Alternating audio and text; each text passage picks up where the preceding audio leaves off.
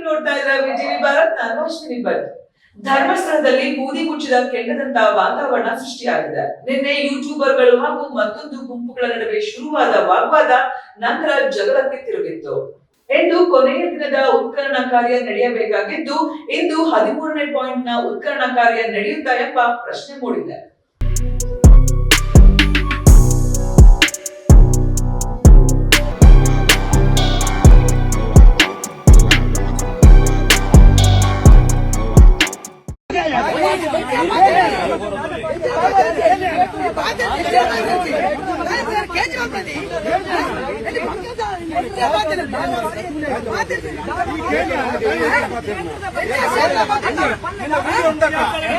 ಧರ್ಮಸ್ಥಳದಲ್ಲಿ ಕಳೆದ ಕೆಲವು ದಿನಗಳಿಂದ ನಡೆಯುತ್ತಿರುವ ಉತ್ಖನನ ಕಾರ್ಯ ಇಂದು ಕೊನೆಯ ದಿನದತ್ತ ಬಂದಿದೆ. ಅನಾಮಿಕ ದೂರುದಾರ ತೋರಿಸಿದ್ದ 13 ಪಾಯಿಂಟ್ಗಳಲ್ಲಿ ಇಂದು 13ನೇ ಪಾಯಿಂಟ್ ಉತ್ಖನನ ನಡೆಯಬೇಕಿದೆ.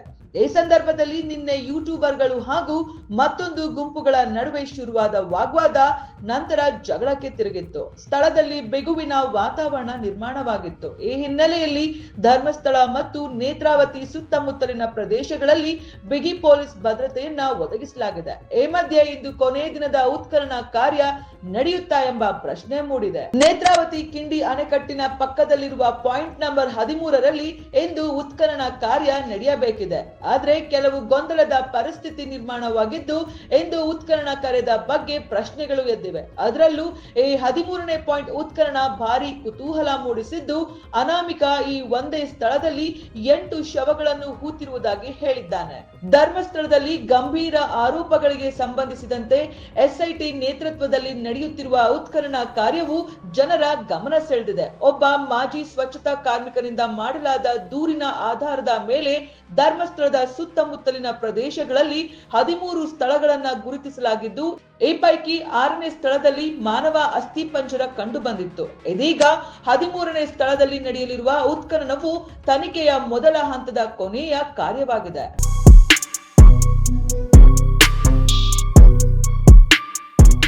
ತನಿಖೆಯ ಬಗ್ಗೆ ನೂರಾರು ಶವಗಳು ಸಿಕ್ಕಿತ್ತು ಅನ್ನುವಂತ ಹೇಳಿಕೆಗಳು ಬಂದಿರೋದ್ರಿಂದ ಇವತ್ತು ಈ ಪ್ರೊಟೆಸ್ಟ್ ಆಯ್ತು ಅಂತ ಹೇಳ್ತಾ ಇದ್ದಾರೆ.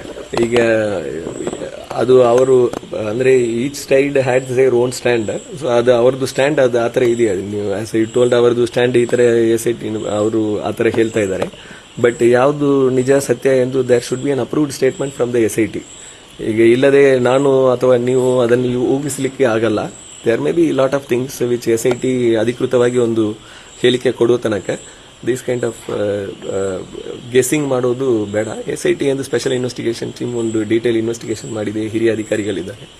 ಸೊ ಅವರು ಮಾಡಿ then what the right time, whatever time they feel comfortable ಇದು to convey to public, they will do it.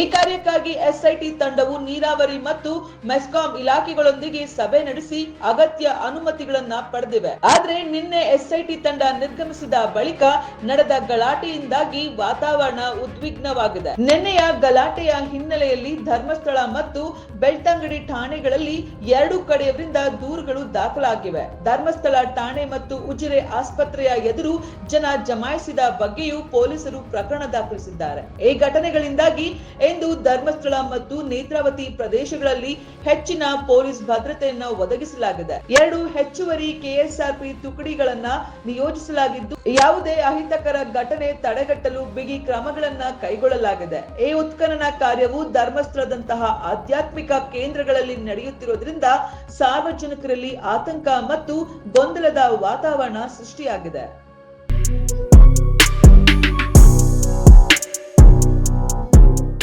ಇವತ್ತಿನ ದಿವಸ ಸಂಜೆ ಸುಮಾರು ಒಂದು 5-5:30 ಗಂಟೆಗೆ ಧರ್ಮಸ್ಥಳ ಪೊಲೀಸ್ ಠಾಣೆಯ ವ್ಯಾಪ್ತಿನಲ್ಲಿ ಯೂಟ್ಯೂಬರ್ಸ್ ಕೆಲವೊಬ್ಬರಿಗೆ ಸ್ಥಳೀಯ ಜನ ಅಟ್ಯಾಕ್ ಮಾಡಿದ್ದಾರೆ ಎಂದು ಒಂದು ಮಾಹಿತಿ ಬಂದಿದೆ. ಈ ಹಿನ್ನೆಲೆಯಲ್ಲಿ ಅದು ಪಾಂಗಳದಲ್ಲಿ ಆಗಿದೆ ಎಂದು ಬಂದಿದೆ. ಸೊ ತದನಂತರ ಯೂಟ್ಯೂಬರ್ಸ್ ಹಾಸ್ಪಿಟಲ್ನಲ್ಲಿ ಅಡ್ಮಿಟ್ ಆಗಿದ್ದಾರೆ. ನಂತರ ಅಲ್ಲಿ ಇದು ಒಂದು ಧರ್ಮಸ್ಥಳದವರು ಪರವಾಗಿ ಇರುವ ಸ್ಥಳೀಯರು ಮತ್ತೆ ಯೂಟ್ಯೂಬರ್ ಸೌಜನ್ಯ ಹೋರಾಟಗಾರರು ಎಂದು ಯೂಟ್ಯೂಬರ್ಸ್ ಅವರಿಬ್ಬರ ಮಧ್ಯೆ ಅಂದ್ರೆ ಇವರು ಧರ್ಮಸ್ಥಳದವರು ಇವರ ಪರವಾಗಿರುವವರು ಯೂಟ್ಯೂಬರ್ಸ್ ಅನ್ನು ಅಸಾಲ್ಟ್ ಮಾಡಿದ್ದಾರೆ ಎಂದು ಒಂದು ಕಂಪ್ಲೇಂಟ್ ಅನ್ನು ಕೊಟ್ಟಿದ್ದಾರೆ.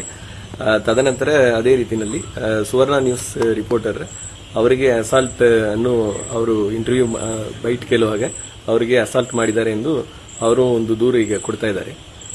ಮತ್ತೆ ಇದರ ಸಲುವಾಗಿ ಈ ಎರಡು ಗುಂಪನ್ನು ಮಧ್ಯದಲ್ಲಿ ನಿಂತಿದ್ದಾಗ ಪಾಂಗ್ಲದಲ್ಲಿ ಪೊಲೀಸ್ ಸುಮಾರು ಒಂದು 5:30-6 ಗಂಟೆಗೆ ಒಂದು ಲಾಠಿ ಚಾರ್ಜ್ ಮಾಡಿ ಕ್ರೌಡ್ ಅನ್ನು ಡಿಸ್ಪರ್ಸ್ ಮಾಡಿರ್ತಾರೆ. ತದನಂತರ ಅವರು ಒಂದು ಗ್ರೂಪ್ ಧರ್ಮಸ್ಥಳ ಪೊಲೀಸ್ ಸ್ಟೇಷನ್ ಮುಂದೆ ಬಂದು ಈ ತರ ಧರ್ಮಸ್ಥಳ ನಮ್ಮ ಊರಿಗೆ ಅವಹೇಳನವಾಗಿ ಮಾಡ್ತಾ ಇದ್ದಾರೆ, ಅವ್ರ ಮೇಲೆ ಕ್ರಮ ತಗೊಳ್ಳಿ ಎಂದು ಬಂದಿದ್ದಾರೆ. ಇನ್ನೊಂದು ಸೌಜನ್ಯ ಪ್ರೊಟೆಸ್ಟರ್ಸ್ ಯಾರಿದ್ದಾರೆ ಅವರು ಹಾಸ್ಪಿಟಲ್ನಲ್ಲಿ ಈ ಸುವರ್ಣ ನ್ಯೂಸ್ ರಿಪೋರ್ಟರ್ ಸುಳ್ಳು ಹೇಳ್ತಾ ಇದ್ದಾರೆ, ಅವರು ನಮ್ಮ ಮೇಲೆ ಸುಳ್ಳು ಆರೋಪ ಮಾಡ್ತಾ ಇದ್ದಾರೆ, ನಾವು ಯಾವುದೇ ಅಸಾಲ್ಟ್ ಮಾಡಲಿಲ್ಲ ಎಂದು ಹೇಳ್ತಾ ಇದ್ರು. ಸೊ ಇದರಲ್ಲಿ ಡಾಕ್ಟರ್ ಹತ್ರ ಈಗ ಪ್ರಿಲಿಮಿನರಿ ಮಾತಾಡಿರೋದ್ರಲ್ಲಿ ಅವ್ರು ಪ್ರಿಲಿಮಿನರಿಯಾಗಿ ಯಾವುದೇ ಗ್ರೀವಿಯಸ್ ಇಂಜರಿ ಇಲ್ಲ ಎಂದು ಹೇಳ್ತಾ ಇದ್ರು, ಯಾರಿಗೂ ಮೇಜರ್ ಅಸಾಲ್ಟ್ ಆಗಲಿಲ್ಲ ಎಂದು. ಈಗ ನಮಗೆ ವಿಡಿಯೋಸ್ ಈಗ ಕಲೆಕ್ಟ್ ಮಾಡಕ್ಕೆ ಹೇಳಿದೀವಿ. ವಿಡಿಯೋಸ್ ಕಲೆಕ್ಟ್ ಮಾಡಿದ್ರಲ್ಲಿ ಯಾವುದು ಏನು ಅಸಾಲ್ಟ್ ಮಾಡಿರೋದು ನಮ್ಗೆ ಇನ್ನೂ ಸಿಗ್ಲಿಲ್ಲ, ಅದನ್ನು ಕಲೆಕ್ಟ್ ಮಾಡ್ತೀವಿ. ಒಂದು ಗಾಡಿಗೆ ಗ್ಲಾಸ್ ಡ್ಯಾಮೇಜ್ ಮಾಡಿರೋದು ನಮಗೆ ವಿಡಿಯೋದಲ್ಲಿ ಸಿಕ್ಕಿದೆ.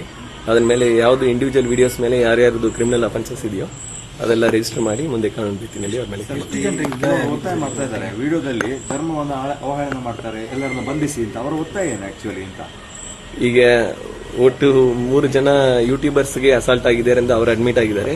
ಮತ್ತೆ ಸುವರ್ಣ ನ್ಯೂಸ್ ಚಾನೆಲ್ ರಿಪೋರ್ಟರ್ ಅವರು ಆಪೋಸಿಟ್ ಪಾರ್ಟಿ ನನಗೆ ಅಟ್ಯಾಕ್ ಮಾಡಿದ್ದಾರೆ ಎಂದು ಅವರು ಅಡ್ಮಿಟ್ ಆಗಿದ್ದಾರೆ. ಒಟ್ಟು 4 ಜನ ಅಡ್ಮಿಟ್ ಆಗಿದ್ದಾರೆ, ಯಾರಿಗೂ ಗ್ರೀವಿಯಸ್ ಇಂಜುರಿ